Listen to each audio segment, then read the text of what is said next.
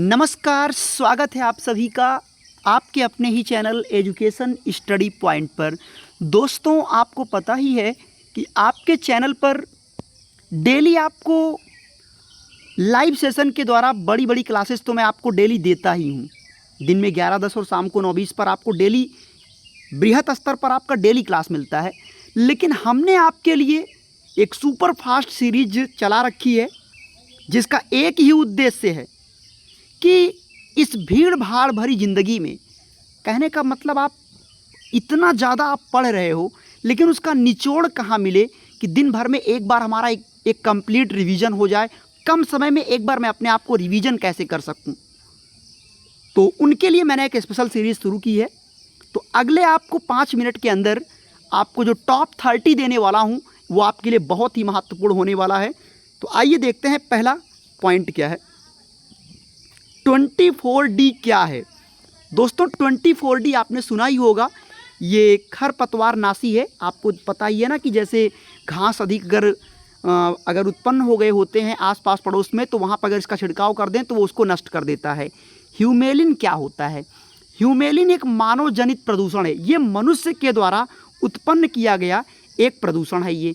अगला क्वेश्चन मैं बात करूँ, स्पेस ड्रेबी क्या होता है? एक एक पॉइंट पर नज़र रखना। स्पेस ड्रेबी की बात हो रही है। अंतरिक्ष में कूड़ा करकट, यानी दोस्तों अंतरिक्ष के मलबे को ही स्पेस ड्रेबी कहते हैं। ध्यान रखिएगा बात को। अम्ल वर्षा किस प्रकार का प्रदूषण है? सबको पता है अम्लीय वर्षा क्यों होता है।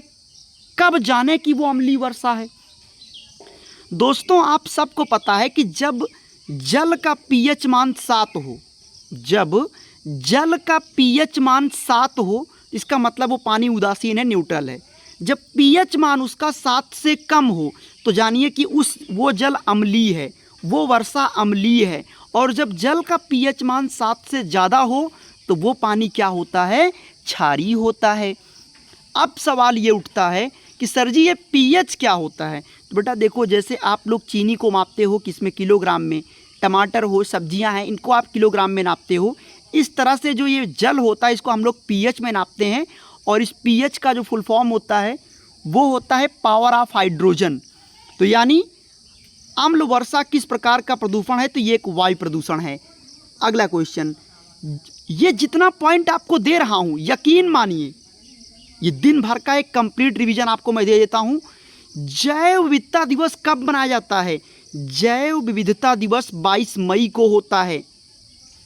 और पृथ्वी दिवस कब होता है? आप कमेंट करके बताइएगा। इसी से रिलेटेड है, केवल महीना चेंज है। विश्व जल दिवस 22 मार्च को होता है। खाद्य दिवस 16 अक्टूबर को होता है। अगला क्वेश्चन, भारत सरकार ने किस जीव को राष्ट्रीय जलीय जीव घोषित किया? डॉल्फिन को। डॉल्फिन को भारत सरकार ने राष्ट्रीय जलीय जीव दोस्तों घोषित किया था। यूनेप का मुख्यालय कहाँ पर है? यूनेप का दोस्तों जो मुख्यालय है वो है नैरोबी, केन्या।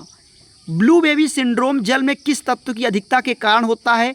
अगर पानी में, और अभी वो पानी दूषित पानी में अगर नाइट्रेट की अधिकता हो जाए तो समझ लो कि फिर ये प्रॉब्लम क्रिएट हो जाएगी। 11वां क्वेश्चन, मौसम संबंधी घटनाएं जैसे बादलों का बनना, वर्षा का होना, बिजली का चमकना, यानी जितनी भी मौसम संबंधी घटनाएं होती हैं वो क्षोभ मंडल में होता है। ये क्षोभ मंडल है कहाँ? जहाँ पे हम लोग रहते हैं, जिसमें हम लोग रहते हैं दोस्तों, वही है क्षोभ मंडल। और क्षोभ मंडल की मैंने आपको खासियत भी बताई है कि इस मंडल में अगर हम 165 मीटर की ऊंचाई पर जाएंगे तो तापमान 1 डिग्री सेल्सियस कम हो जाता है। ये इसलिए पॉइंट बता दिया क्योंकि ये प्रश्न सीटेट टेट सभी एग्जाम में कई बार पूछा गया है कि 165 मीटर की ऊंचाई पर जाने पर तापमान कितनी डिग्री सेल्सियस कम हो जाता है। रेडियो तरंगों का उत्सर्जित होना किस मंडल से होता है? तो रेडियो वेव्स आपके आयन मंडल से उत्सर्जित होते हैं। पेयजल का सबसे बड़ा स्रोत क्या है? ग्लेशियर। जल भूमि संरक्षण के लिए रामसर समझौता कब और कहाँ हुआ? बहुत इंपॉर्टेंट है ये। तो ये हुआ था दोस्तों 1971 में ईरान में हुआ था। रामसर समझौता जल भूमि संरक्षण के लिए हुआ था। फूलों की घाटी सबको पता है, उत्तराखंड चामोली से संबंधित है ये। यहाँ तक तो थे कुछ आप कह सकते हो कि अति महत्वपूर्ण। अब आपको मैं दूंगा मॉडरेट और आपके लिए पेपर में फंसने वाले प्रश्न, भारत में सबसे अधिक वन कहाँ होता है? सबको पता है tiger state of India, Madhya Pradesh को कहते हैं ना, यहाँ पे सबसे अधिक वन भी है। वायुमंडल में कौन सी गैस सबसे अधिक मात्रा में है? तो नाइट्रोजन, सबको पता है 78% होता है, ऑक्सीजन उसके बाद 21% होता है और 1% में दोस्तों सभी शामिल हैं। वन आरोपण की प्रक्रिया किसकी है? वनारोपण की प्रक्रिया ज़्यादा पेड़ लगाने की प्रक्रिया को कहते हैं। भारत में अधिकतम वनाच्छादन क्षेत्र कौन सा है? भारत में अधिकतम वनाच्छादन क्षेत्र आरक्षित वन को कहा जाता है। हरा सोना किसको कहते हैं? वन को ही कहते हैं। और पर्यावरण अध्ययन की प्रकृति कैसी है? बहु अनुशासनिक है और हम चारों ओर जिस दिशाओं से घिरे हुए हैं उसे दोस्तों पर्यावरण कहते हैं। तो ये था आपके लिए आज का वन लाइनर। हमारी कोशिश थी कि कम समय में आपको कुछ महत्वपूर्ण फैक्ट दूं।